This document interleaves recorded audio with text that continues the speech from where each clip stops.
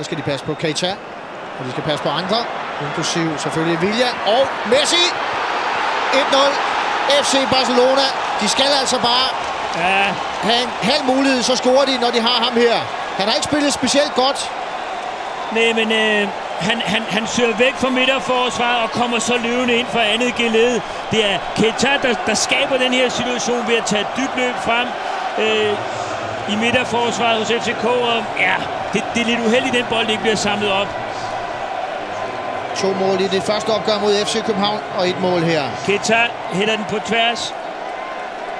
Der kommer Messi så i anden omgang og henter bolden. Det er David Villa, den ryger fra ham.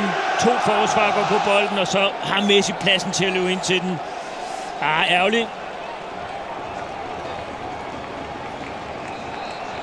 Sanka faktisk, der kommer til at spille den hen til Messi, men det skal man ikke laste ham her, fordi han er jo bare nede og forsvare på en pludselig opstået mulighed.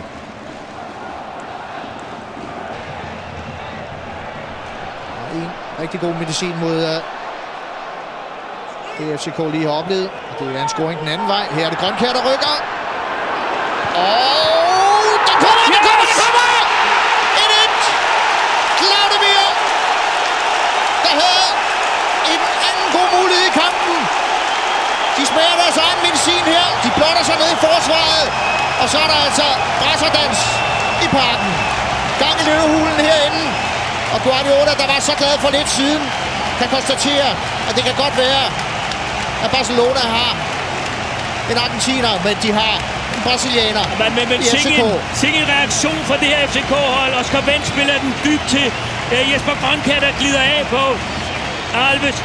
Der kommer sparket, så kan sige igen. Hasarderet forsvarsspiller Alves, synes jeg, har sat sig i den situation. Claudemir, jeg snyder Alves sparken i det hjørne, hvorfra Valdés han kommer. Han lagde op til målet mod Rosenborg. Nu har han også scoret i Champions League-turneringen i sin 4. optræden i den fineste turnering.